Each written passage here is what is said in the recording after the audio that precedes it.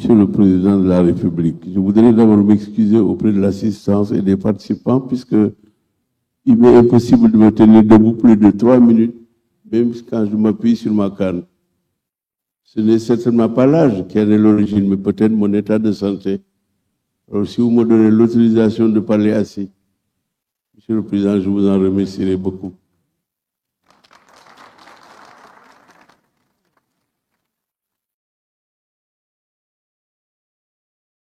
Monsieur le Président de la République,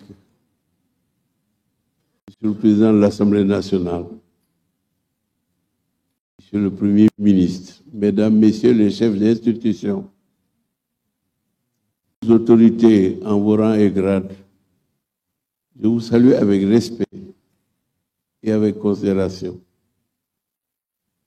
Sans doute le privilège de l'âge me vaut de devoir prendre la parole devant cette auguste assemblée et devant ces éminents participants au dialogue national qui va se dérouler pendant presque une semaine, je crois, à partir d'aujourd'hui. Monsieur le Président, merci de votre invitation que j'ai reçue avec fierté. J'ai tenu personnellement à venir répondre à cette invitation. Le parti politique auquel j'appartiens et qui est dirigé par l'honorable député Mbaye est représenté par lui-même et par d'autres camarades qui sont ici présents. Monsieur le Président de la République, ce dialogue est venu à son heure. Une année après l'exercice du pouvoir suprême par vous-même et par l'équipe qui vous seconde dans cette éminente mission. Le président Senghor définissait l'État moderne par 3 critères. Le premier, c'est les finances saines. Il disait le premier critère qui constitue le soubassement d'un État moderne, c'est les finances saines. Le second critère, c'est une administration organisée. Et le troisième, une justice indépendante. Voilà, selon le président Senghor, dont j'ai été l'élève, le disciple, comment se définissait à son niveau, et selon lui, l'État moderne. Les finances saines,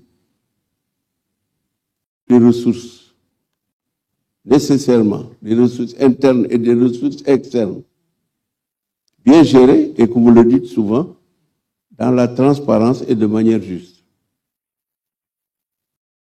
L'administration organisée, c'est une administration du développement qui permet un contact direct entre les administrateurs et les populations sous le contrôle, sous l'autorité, et à travers des synthèses qui sont faites régulièrement de manière que les outils du développement soient utilisés au mieux qu'il est possible, de manière à atteindre les populations dans leur recherche de bien-être, de santé, de salubrité, de sécurité et de rêve, puisque sans le rêve, il n'y a pas possibilité pour l'être humain d'améliorer sa situation ni ses conditions de vie.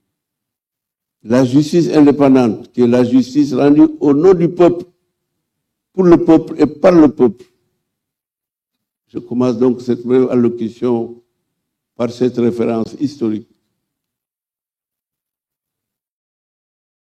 Humain, conduit à partir d'un programme précis,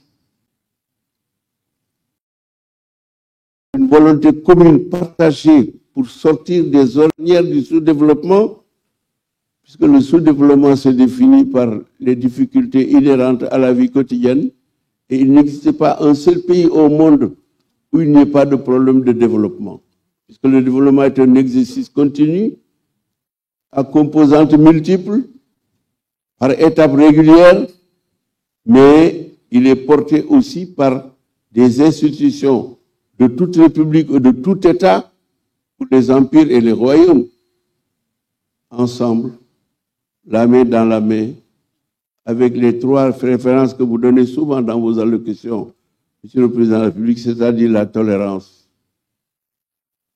la vision partagée, la solidarité et la volonté d'aller de l'avant par le partage des cœurs et des idées, des initiatives et des projets, et aussi par cette volonté commune de vivre ensemble dans un commun vouloir qui permette à chaque citoyen de bénéficier des droits et obligations qui sont les siennes, mais surtout, qui sont les siens, mais surtout, que chaque population soit consciente de ses devoirs, de ses obligations vis-à-vis de la communauté, respecter la loi, se soumettre à la loi, pour qu'ensemble, tout le monde, chacun, bénéficie justement des efforts et des résultats de ces efforts en matière de développement.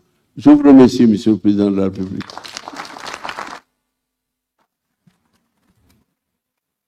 Merci beaucoup.